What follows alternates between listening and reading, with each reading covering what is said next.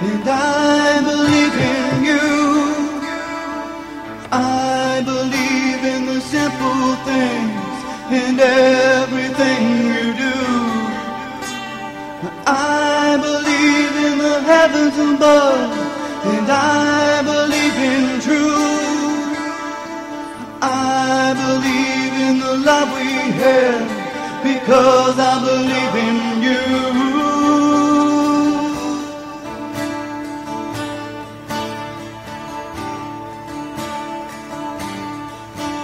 So tell me, do you feel the way that I feel? And tell me, would you give what I'm willing to give?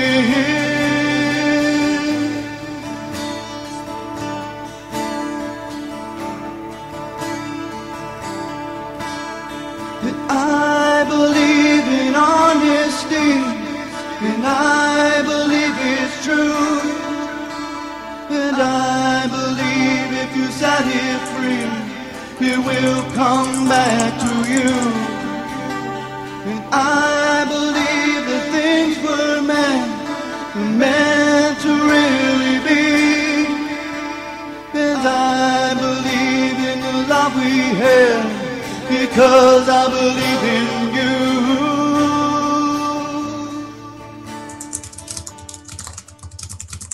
Well, welcome to UCY Cancer Kickers. Vince Easley standing in for J. Cynthia Brooks. Welcome, everybody. Meria Heller is my guest today, and this is a subject that really gets touchy with some people, but we're going to talk about vegetarian health.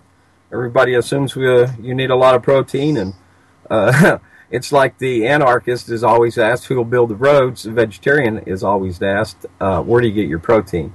And my response to that is, where do cows get theirs? So, Meria, welcome. How are you?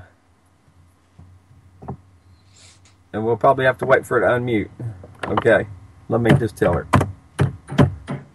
I think she's all I hear. Hello. Hey, Meria, how are you? I'm good. How are you? Good. Okay, you've got a player playing in the background. You'll have to mute it, but not your mic this time. I don't know what's playing because I don't have anything on. Okay. The echo stopped, I think. Hey, Chuck Ocelli, you've guested with him a few times, and he's in chat now listening in. He said earlier this week he was not going to miss this. He's a great friend. Chuck is an awesome fella. He does shares a tremendous amount of information on the radio several nights a week, 3 nights a week here at UCY, and proud to have him along. He's one of my heroes as well. Well, that's great. Hi, Chuck. So, there's a lot of questions about being a vegan or a vegetarian, and there's different classifications, I guess. You know, some people eat dairy and milk and, eggs and that sort of thing, and others eat fish, but a true vegan is strictly a plant-based diet.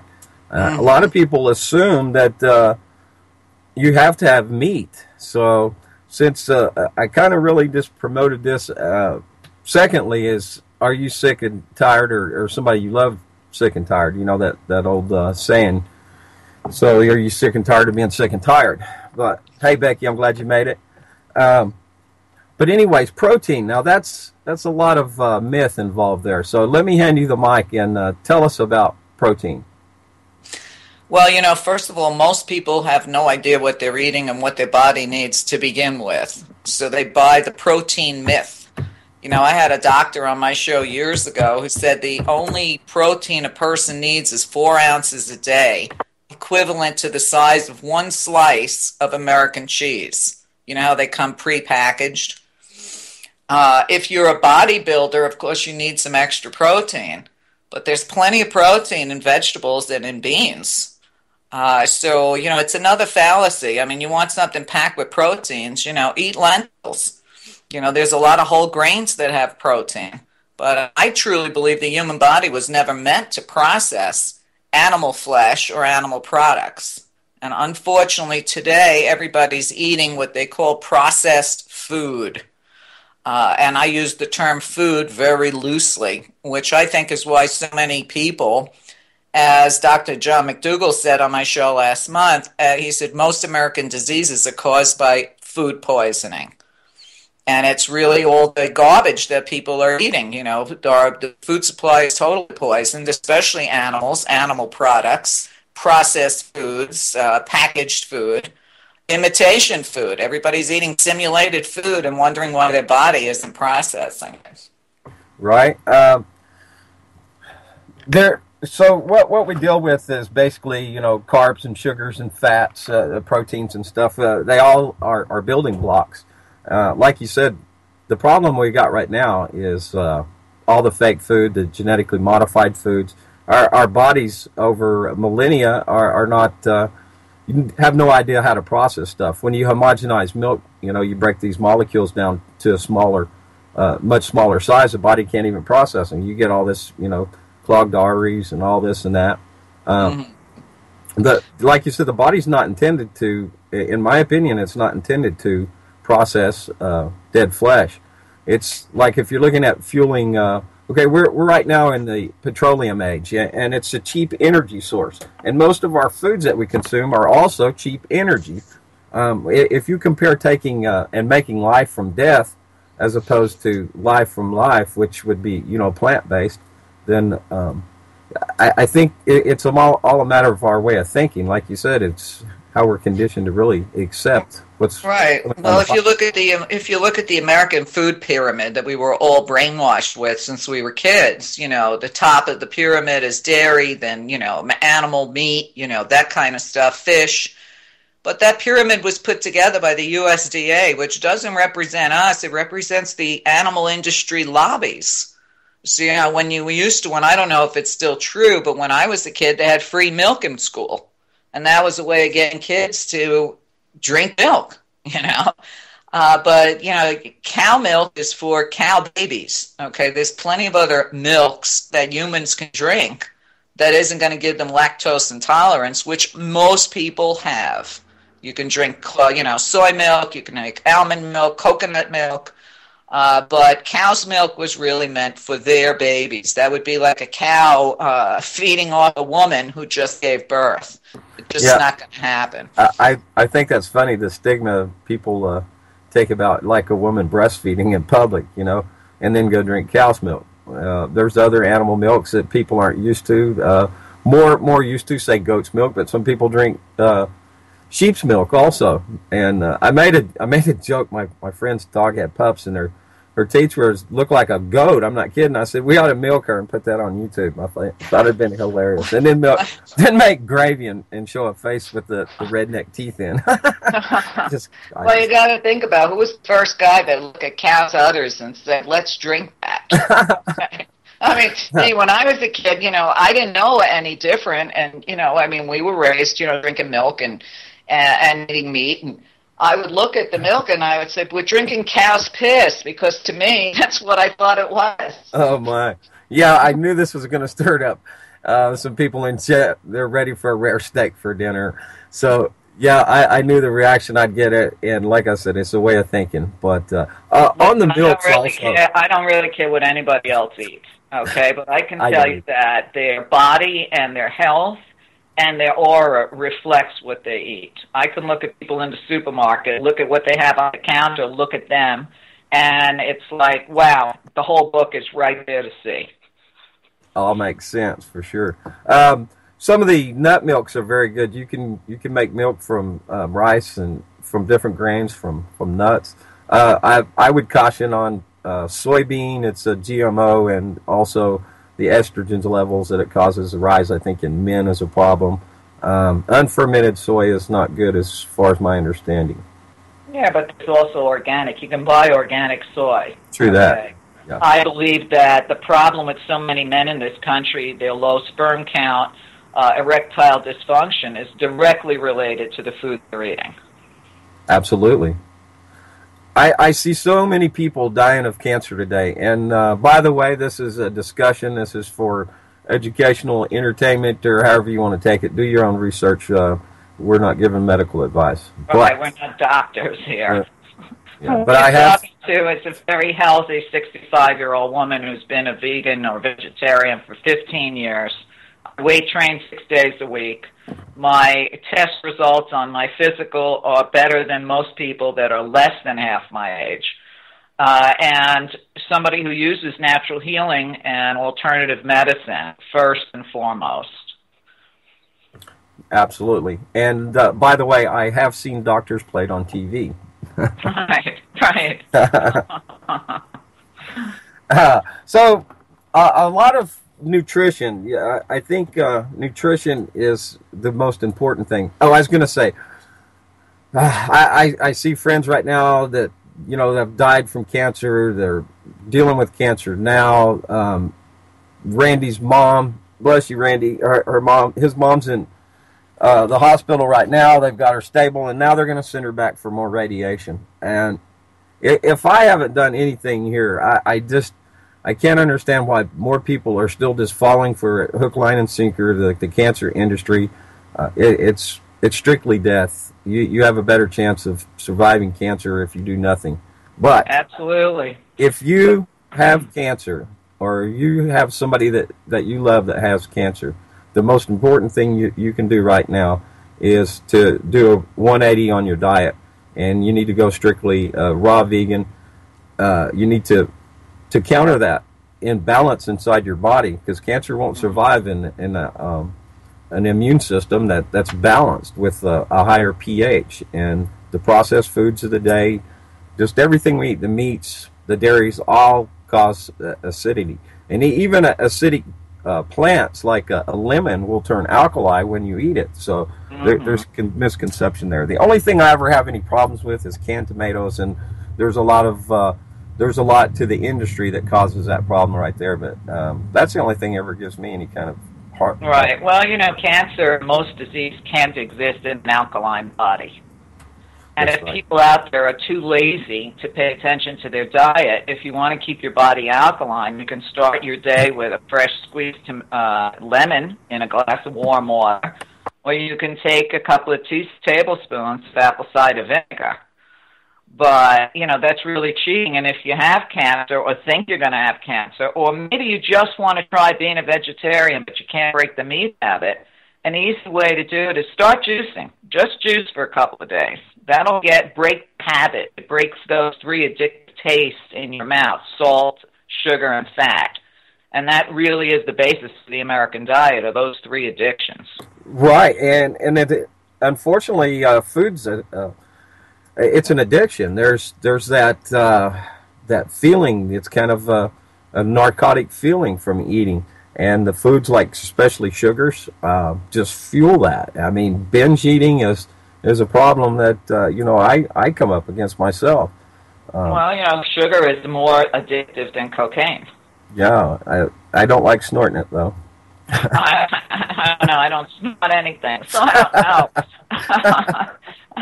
But, you know, when you look at cancer treatment, first of all, when people go to a doctor and you get a cancer diagnosis, right away that doctor knows you're worth $300,000 minimum, right there to the medical industry. And then what they're going to do is use neurotoxins, chemotherapy, poisons, mustard gas, reinvented as chemotherapy, and radiation to try to cure your cancer, which is the absolute worst thing you can do for your body. But for most people, unfortunately, they trust their doctor. They see it as a way out. And I guess it's easier than just, you know, going on an organic juice fast for, you know, a couple of days and then eating properly to help their body heal. Because we are what we eat. There's no doubt. Okay, I got a message from Chuck, and he says, of course, we know he's listening, and he wants me to ask you to explain the spiritual reasoning for removing meat from your diet. And you did touch on that a little bit when you was talking about, you know, a person as far as their aura, the reflection, and so forth, and just how a person looks. I mean, well, you know, a lot of people want to believe they're spiritual, you know, and a lot of New Agers and a lot of environmentalists. They claim to be spiritual. They claim to love the planet, but they're all meat eaters too. And there's no such thing as meat-eating environmentalist. Okay, you're either an environmentalist or you're not. And if you are, then you're not eating meat, because the production of animals in this country is killing the environment. That's number one. The other spiritual aspect of it is there is no meat eating off planet. That's number one. So might as well break the habit now. And truthfully, when you're eating, the treatment of those animals, the way they're raised, chickens that never get to spread their wings, cows in crates, pigs that can't turn around in crates. They're tortured. They're raped. Okay, cows are basically raped to reproduce. Their fear of the torture, their fear and horror at being brutally murdered, you're eating that energy. If you believe that everything is energy, you're eating all that torture and fear. So when people talk about, peace on earth, we want peace. Peace begins on your dinner plate. If you're eating fear and anger, torture and terror, what kind of personality are you going to end up with? Absolutely. I feel really and truly, I was a vegetarian before. I'm not now. I do feel shame and guilt about eating meat. Well, don't feel shame and guilt. Those are useless emotions. Well, it is a reminder to me, though, to let it fuel the fire. Let it get you back on track. That's the beauty of life. Yes. Every day you can start over. Right. And a person. The last guy that was perfect, from my understanding, ended up nailed to a cross. Right. And there's a lot of people you just can't go into, straight in. Some people won't, unless you are in an emergency situation with cancer. You don't have to try to jump in, all the way, just all at once. Work your way in there, and like you said, start out juicing or blending, a fast blend. Get a good blender and blend your stuff. Ian Jacklin, formerly here on I Cure Cancer, which segue into Cancer Kickers here for J. Cynthia Brooks. He's got some great I Cure Cancer on YouTube. Find him there. Fast blend, and use the seeds. Seeds are very important.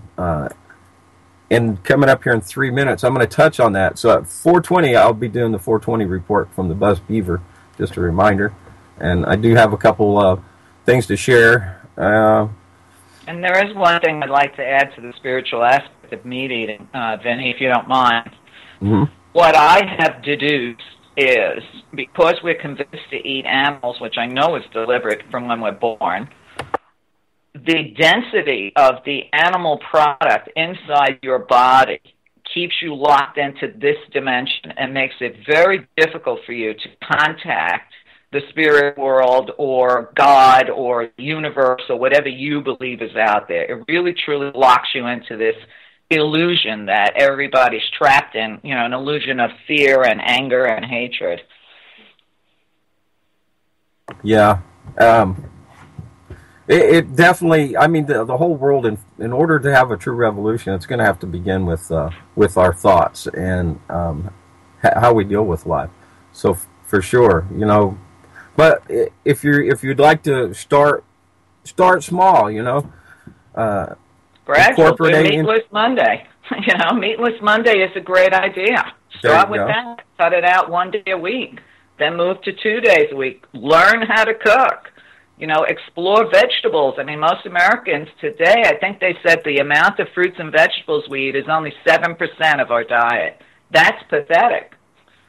It is bad. We're not eating enough. And just because you're eating vegetarian also doesn't mean that you're not eating junk, from the grocery stores with pesticides and herbicides and fungicides and all the other sides of death.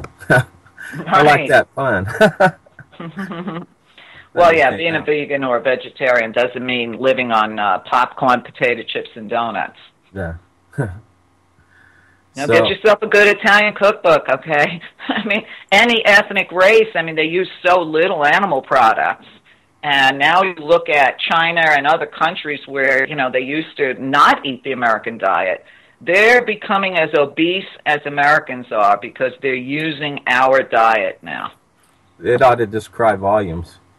I'm going to start the 4:20 report from the Buzz Beaver at 4:19 Central Time.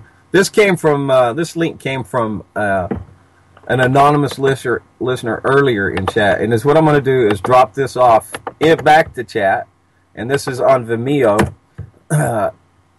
and it is medical cannabis and its impact on human health.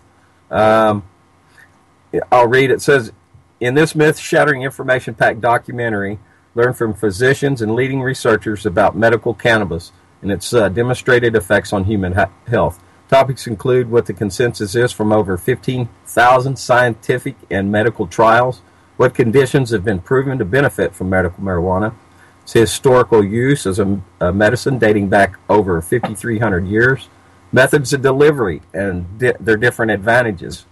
Government-sponsored studies intended to show marijuana having negative effects that yielded the exact opposite results, and also common myths about negative effects of marijuana and what the research really says about these topics. So there is that. It's a Vimeo medical cannabis, and it's an impact on human health.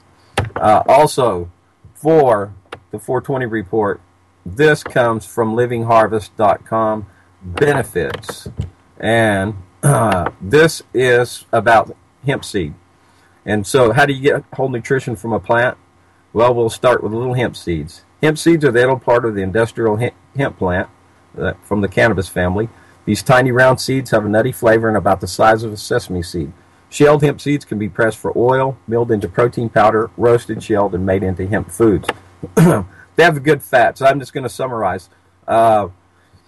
All the good fats, the omega-3 to 6, naturally occurring super omegas, whole plant-based protein, an excellent source of protein, essential amino acids, and all these benefits, and allergen-free. Hemp has no known allergens. Hemp seeds do not contain the allergy-causing compounds found in soy, dairy, or tree nuts.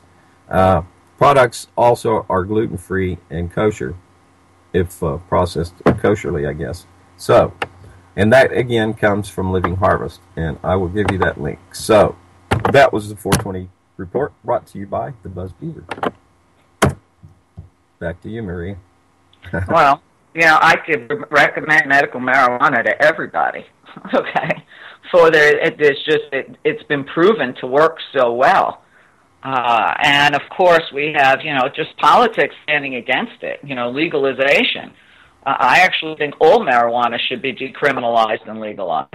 Absolutely. The legalization of marijuana is the wrong usage, and a shout out to the Sullivan event here Saturday morning starting the day, or the second show of the day. And our choice of words are very important because definitions mean so much. And to legalize marijuana takes it out of the so-called criminal hands and puts it into the criminal hands of government. And there's no benefit in legalizing. It needs to be decriminalized, like you said, or not be illegal to start with. Absolutely. I mean, if alcohol can be legal, then I'm saying that marijuana should totally be decriminalized. But you have the beer industry, you have the big pharmaceutical lobbyists all trying to keep it illegal because they know they're going to lose their profits. I mean, there's no way they're not going to lose money. But, people have to get educated and understand the history behind the illegality of it and when it became so, terrible. But, nature holds all the answers for every disease we have. And any pharmaceutical is based somehow loosely, starts out with something from the natural world. And then, of course, that's when they add all their poisons and chemicals to it to make medicine, as I like to call it. Yeah, synthesizing so that they can patent. Back in the day when AIDS was, rampant, they found that St. John's wort was very effective treating AIDS. So, of course, the government made St. John's wort illegal. People have to start paying attention. Chaparral has also been used centuries by Native Americans for tumors and things like that. And for a period of time when that information got out, it became illegal to buy chaparral in a health food store. I have some chaparral I harvested out in Arizona this last year. I'll be headed back that direction. It grows wild and free. Everywhere. There's another excellent formula, which is also given to us by the Ojibwa Indians, called Essiac, which is basically a mixture of 4 herbs, burdock, Indian rhubarb, sheep sorrel, and slippery elm bark. And it was touted as a $5 a month cure for cancer. And when a doctor put out a book about almost 30 years ago called The Calling of an Angel about Essiac, The next thing that happened was the IRS sent their agents to burst into his house, and they destroyed him. And they said, this has nothing to do with your taxes. It has everything to do with your book. And his name was Gary Glum, Dr. Gary Glum. So, they know these easy remedies exist, but as soon as they slip out, you're going to feel the weight of the government on your head. Absolutely. Yeah. Lots of plants, lots and lots of plants that can be utilized. And I'd like to remind everybody you're listening to Meria Heller at mariaheller.net. And we're redefining soul food.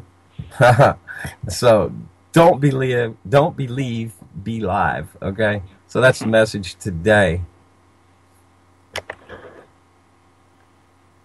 All right, now let's talk some about eating habits, and let's continue some on that. What would you suggest then to the first steps? You said juicing, and how else? And meatless Mondays. What else could you suggest?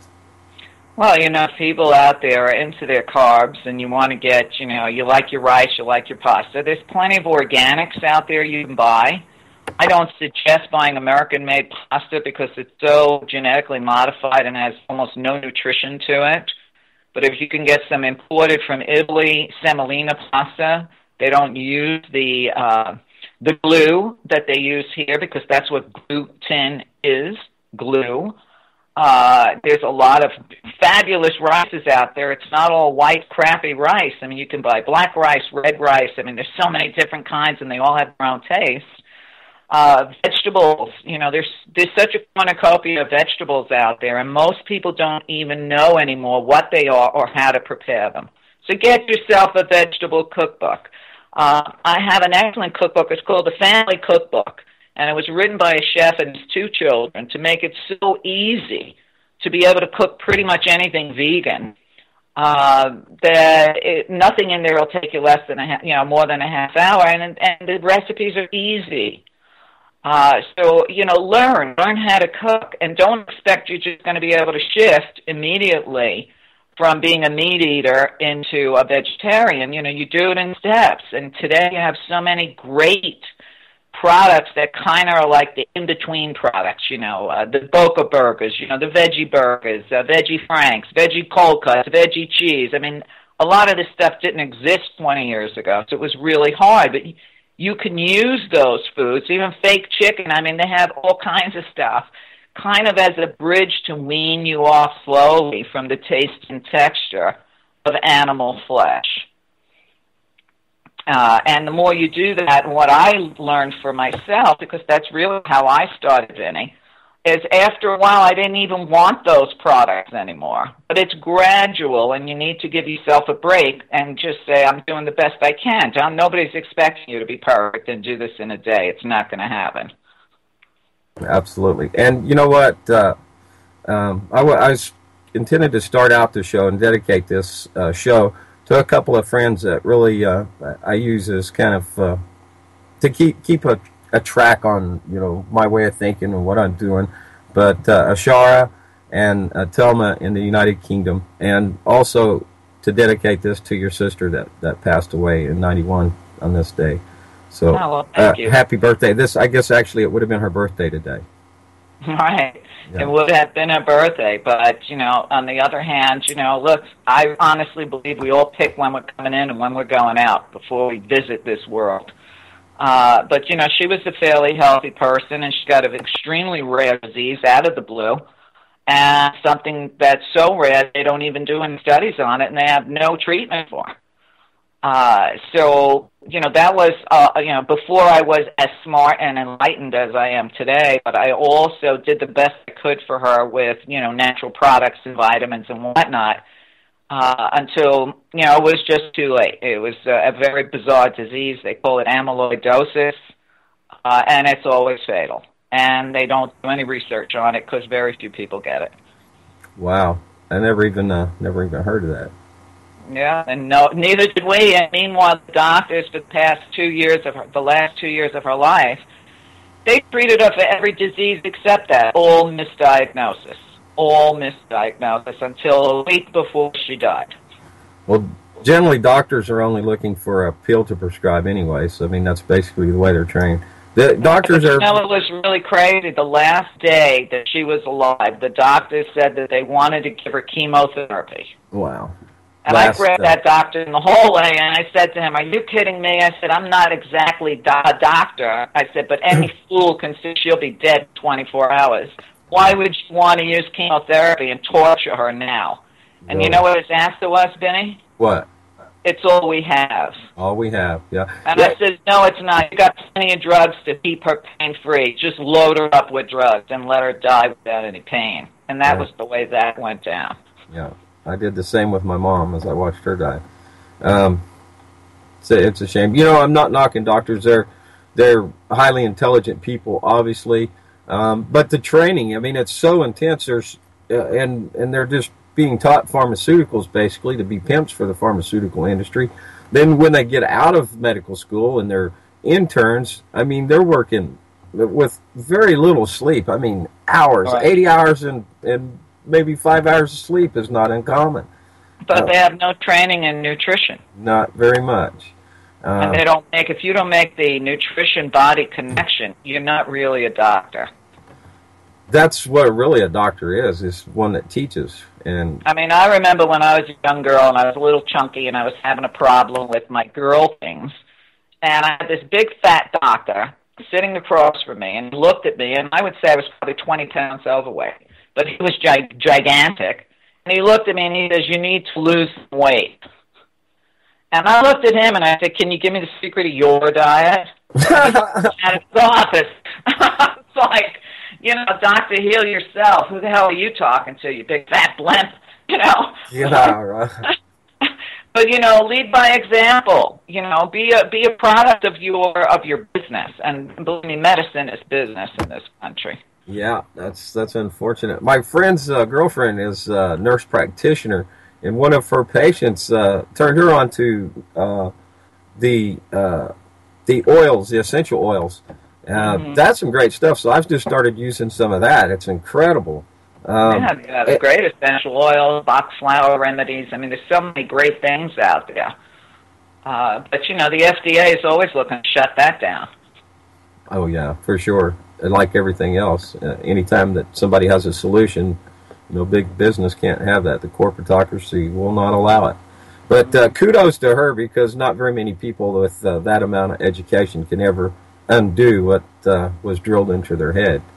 No, that's great. Listen, nurse practitioners seem to know more than doctors do. I prefer seeing a nurse practitioner instead of a doctor. Absolutely.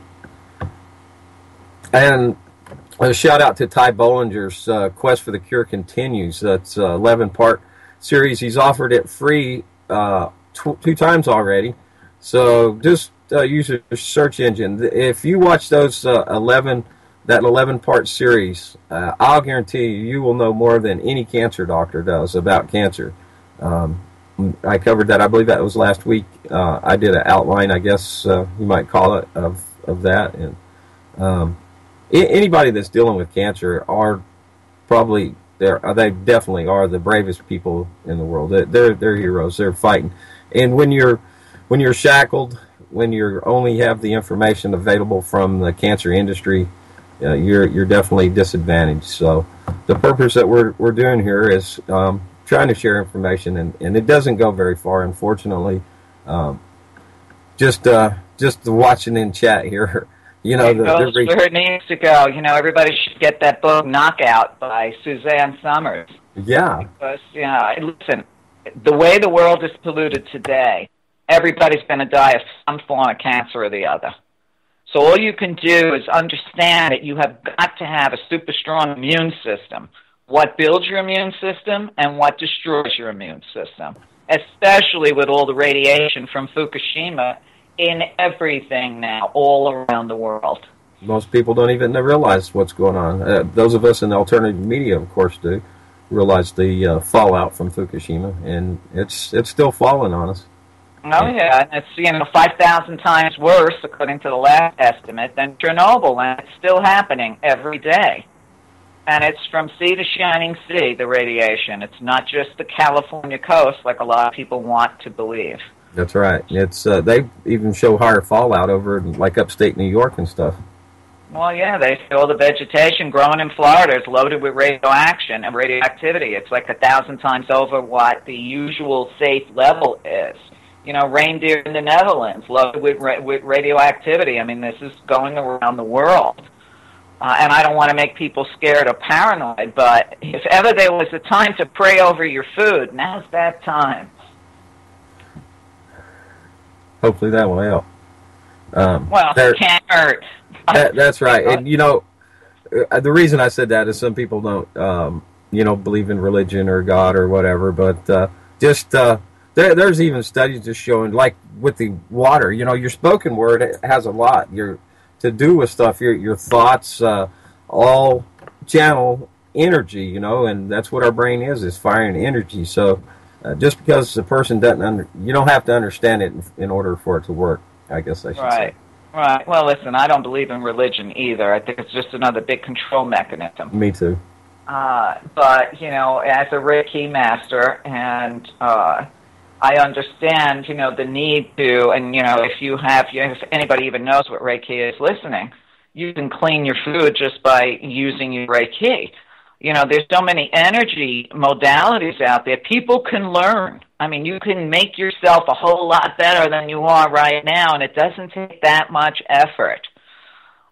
So I would say, you know, eat organic fruits and vegetables, organic grains. If you can't get organic, get locally grown. Make sure you filter your water. Make sure you filter your shower head so you're not taking in all those chemicals through your skin. Make sure you get exercise every day. I don't care what form of exercise you like. And, you know, make sure you sleep well. That's the easiest health diet I could possibly give anyone. Yeah, my suggestion is lots of good, pure water and walk. Walk it.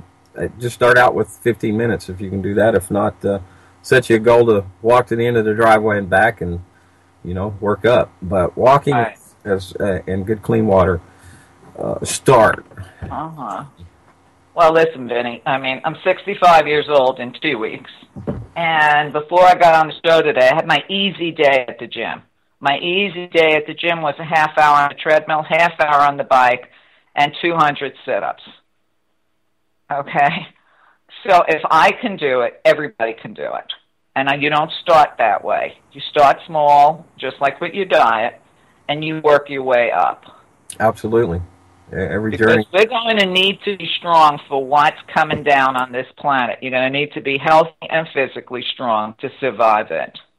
It's a scary world we're looking at. You know, there's so much futuristic, predictive programming we see in the movies, and most people will, oh, that's just sci-fi. But before the first cup starts the mornings out here on UCY, and Jules talks a lot about DARPA and the cybernetics and all that. This, you know, basically trying to cheat death, I guess, you know, in a sense.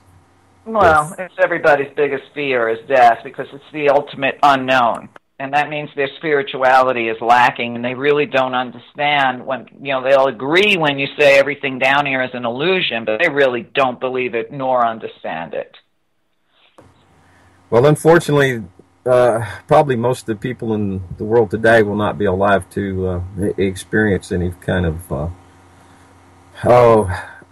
hope for a new Earth, because I think the plans are, and the whole corporatocracy with the food and the treatment for the illnesses, it just shows that, you know, we're farmed animals here. Right. It's time for... Look, we're already in the midst of the sixth mass extinction. It's not coming. It is. We're living in it. We are, really. And people still don't want to hear it, you know, and I'm a conspiracy freak, according to, you know, people. But you know what? Stuff I talked about 30 years is happening now. Yeah. So I guess who's the conspiracy freak after all? You know what I mean? I'm like, wow, everything I warned people against 30, 40 years ago, here it is, and now it's too late. That's the way I see it. It's just too late. Now I better figure out, I better mutate in order to stay alive, or I don't really understand how people can expect they're going to live to be 100. It's just not going to happen. Well, vegetarians live on average longer than meat eaters. Right. But, it's not just about living long. It's also about how well you live. Right. Quality of life matters. And vegans tend to have healthier lifestyles, and they tend to be more physically active because they actually have the energy. They're eating the right fuel for the human body. And I know people are saying, easy for you to say. I made all these same excuses for all my life, okay? 45 years worth of excuses to not be a vegetarian. And then I ran out of excuses. So I know where everybody's at. Been there, done that. Exactly. And then I ran out of excuses reading, I think it was John Robbins' book, Diet for a New America and the Food Revolution. And then I ran out of excuses. I said, I can't be a part of this anymore. Well, we definitely need to be making changes to make this a better place. And whether it's too late or not, I don't know. But, I'm holding on to hope. And like I said, it's a revolution of the mind. It's not getting out there and fighting, tyranny with violence, because, that's what you get back. You can't beat the system fighting the system. You have to step out of it. Just say, I'm not going to participate. We have 2 votes left in this country. We vote every time we pick up our fork, and we vote every time we spend $1. Those are the only 2 votes we have that count. So you look at your dinner dish, and if you're putting up a chunk of meat in your mouth, you're voting for the torture, animal murders, pollution of the earth, the runoff from these animal farms is killing all the water systems in this country.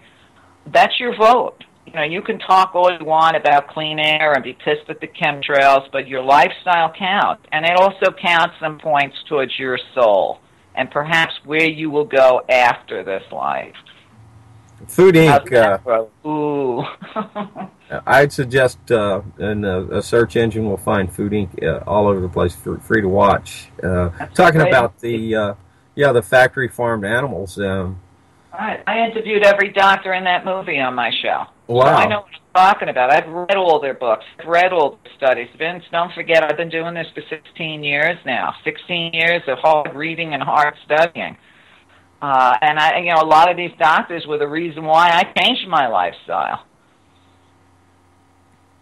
So there's lots of great information out there anymore. It's not hard to find like it used to be. Vegan food is not hard to find like it used to be. So, there's no excuses. You either love yourself, love your planet, love animals, or you don't. Yeah, and the factory farmed animals especially. It's very, very sick. The way that they're housed, the whole process is just death, and that's what we consume. Well, don't forget, the animals are not here for us. That's another fallacy from the Bible, the man-made Bible that teaches people they have dominion over the earth, which is why religionists don't give a damn about the environment because they think they own it.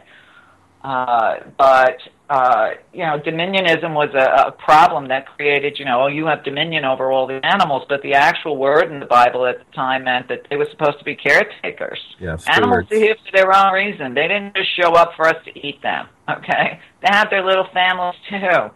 To me, when people say, well, how do you define, your eating style, I just say I don't eat anything that had eyes or a mother. It's that simple. Except for potatoes. I try to stay away from potatoes. Sweet potatoes are really healthy for you, but white potatoes not so much. But sweet potatoes are loaded with antioxidants. They taste great, good fiber. But white potatoes, I very rarely eat them. I didn't even like them when I wasn't a vegetarian. Becky says that every living creature has a soul. I say every living creature is a soul. And speaking of the Bible in the beginning gave a diet that we're eating basically fruits and not even vegetables at the time. I believe that the dragons of the day, the dinosaurs, I believe that Tyrannosaurus Rex was also a vegetarian. Lots of evidence for that. But I think originally that we were created to, as vegetarians. Exactly. And then again, look, the Bible is, it's a fairy tale, book of fairy tales. If people want to believe those fairy tales, then live by the principles, okay? Nobody seems to live by the principles of their religions. I mean, it seems like most war on this planet is because of religion. Yeah. So, if you want to celebrate Christmas, don't worship Jesus. Try listening to his message. Okay. Jesus threw those money changers out of the temple, according to the fairy tale, because they're selling animals in there. Okay, I've interviewed a lot of Bible scholars that are vegetarians. There's so many books on the souls of animals, so I agree with that woman's point of view. Every animal indeed has a soul, it is a living soul. And who are we to take those souls? But you get these crazed pro-lifers out there, and I'm guaranteeing you every one of those pro-lifers is a meteor. Yeah, that's right. I'm sorry, I got stuck there in chat. Anon said dinosaurs had feathers like birds do. Well, maybe a lot of dinosaurs were birds. Raptors were birds. Well, that's a completely different topic, I guess. One that I've covered before.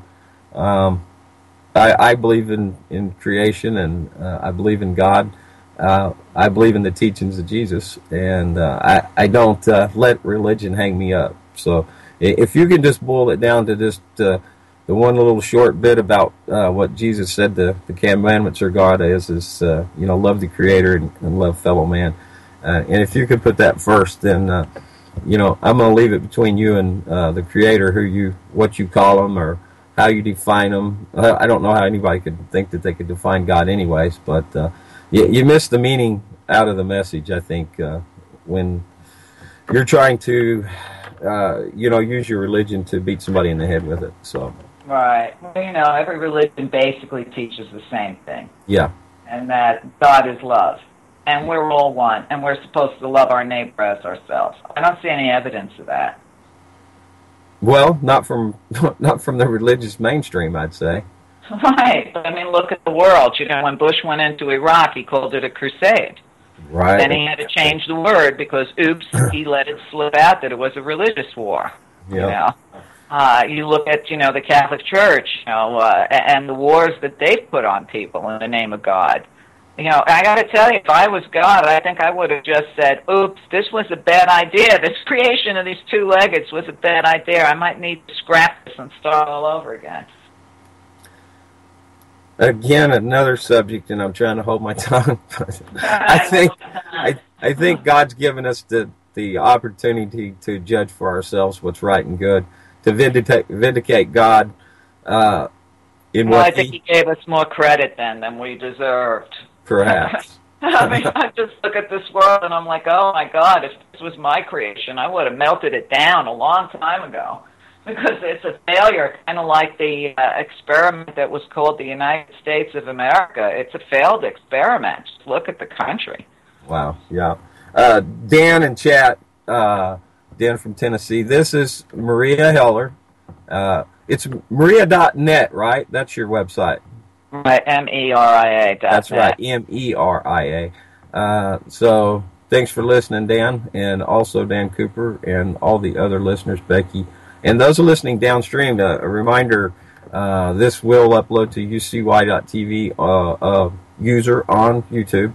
So if you're listening downstream, come back to UCY.TV and check out the programming that is going on live right now, if I can use that. I don't like that word programming, but in lieu of another.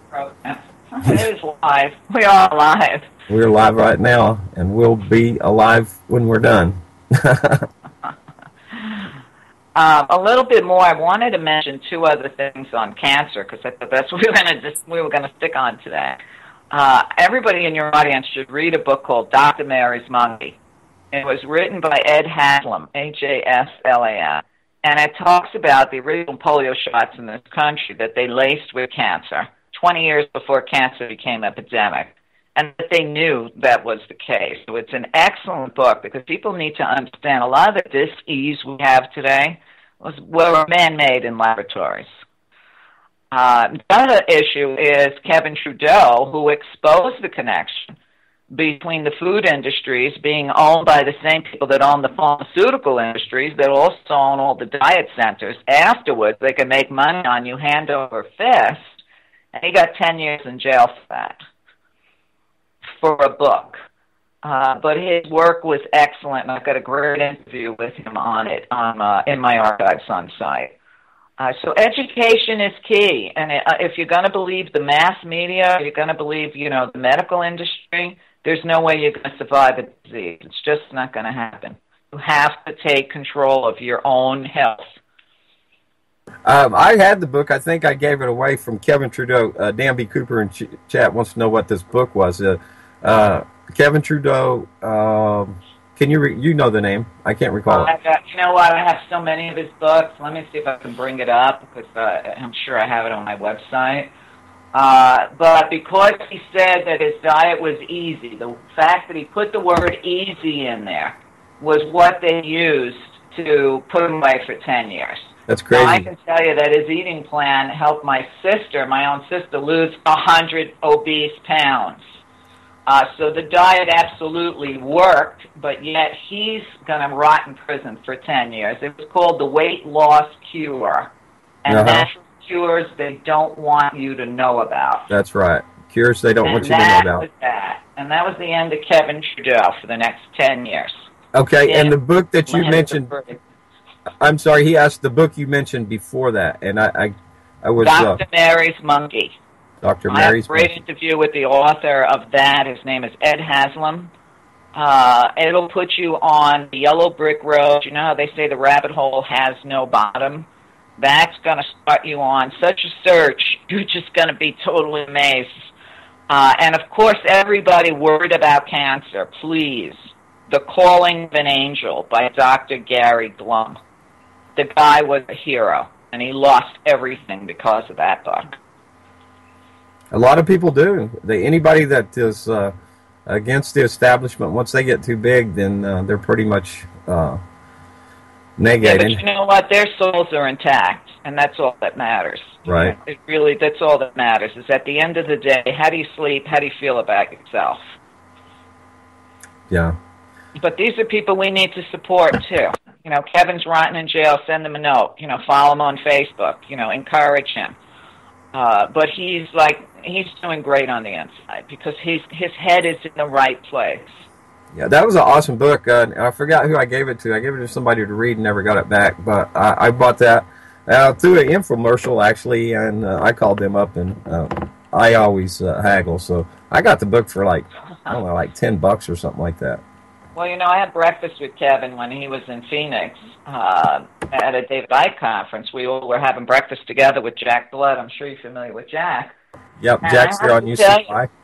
Right, and I have to tell you that when I saw Kevin Trudeau in person 2 feet away from me, I was blown away by his healthy shine. I never saw a man shine like he did. And he looked to me about 15 years younger than he is. And we had a good discussion, and I said, Kevin, they're going to do everything they can to throw you in jail for this. And that was before I had him on my show, and he said, well, yeah, I know that. He thought he'd be able to outrun it, but he didn't. But he did it anyway, and I told him, you're on a great spiritual mission. People want to rag on him because he made money. So what? Okay? How much money is the pharmaceutical industry making? So people have to learn, don't look at the messenger so clearly. Look at the message they're bringing through. And, none of us are perfect. We're all human. But his work stands on its own. For sure. A lot of people have been eliminated because of what they're doing. Dr. Carpenter, for one, curing tumors with food coloring, an injection of food coloring, and that would take the heat from a laser and kill a cell. And the modern cancer treatment industry, they're using different methods to try to kill the cancer, but it's surrounded and inside with the few cancer cells, there's other cells that are non-cancerous, and you're killing everything, where her method was only directed at the actual cancer cells, the tumors.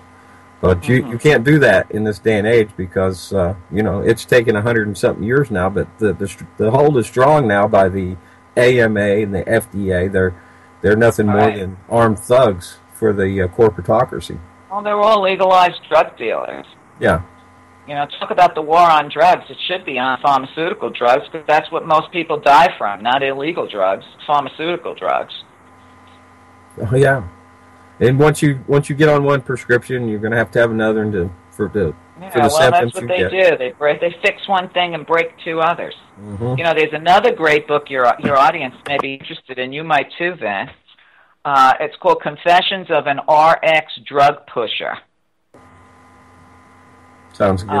And it's written by a woman named Gwen Olson. She used to be a pharmaceutical representative. What an eye-opener that book is. Trust me, no one will take a prescription quite the same way after they read that book. Seems like I recognize that name. I think she might have been a guest here, maybe on Chuck's show. I can't remember. Chuck has so many great guests. He's an awesome host. And a reminder, he's going to be coming up here in about, I believe, about 3 hours. And don't want to miss him. He's got the crew from Zen in the Car, Daniel Lewis Crumpton, Jason Patrick, and a few others. They're a great bunch of folks. I'm proud to be a personal friend to Daniel, who I've not yet met, but Jason I have. And I can't call the other names at the top of my head, but we're friends. I'm friends with a couple there on Facebook. And Chuck, you do a fantastic job. I really appreciate your show. Yes, he does. He's extremely knowledgeable. He's my son from another life. I'm convinced of it. I love Chuck. That's awesome. And thanks, everybody, for listening. We got about 4 minutes, Meria. And I'm going to say thanks to everybody listening now and downstream and remind you to do your research. Don't let your preconceptions rule you. And again, don't believe, be live, okay? And Meria, give any information that you'd like to share. Meria, that's a MERI.net and elsewhere. Right, just put my name in a search engine. I'm everywhere. There's tons of YouTubes on me. If you're interested in 9/11, I've got a great speech I gave on 9/11 available on YouTube. And if you're too tired and you work too hard and you're working 4 jobs and you can't do the research, if you feel you resonate with me, I've done the research, and I've several hundred hours of education on my website, and all I ask from you is your support, and I'll do the work, and all you have to do is tune it in once a day, whenever you want. My shows are always there, 24/7. That's awesome, and thanks again, everybody. I'm saying thanks in chat. Thanks, y'all, very much for listening. I really enjoyed having you, and I really appreciate you coming on.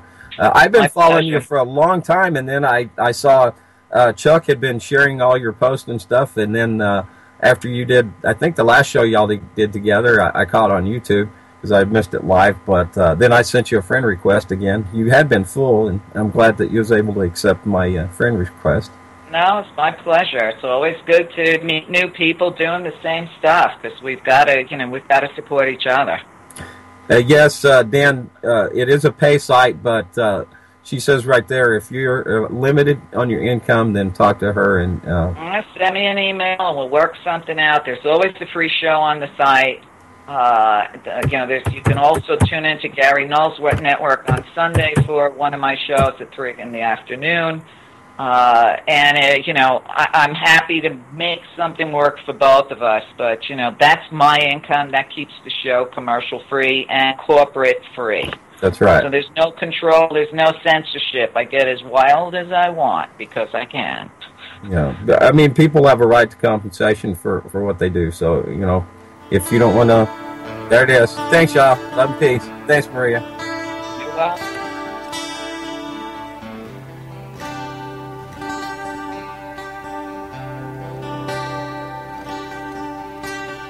I believe in angels, and I believe in you.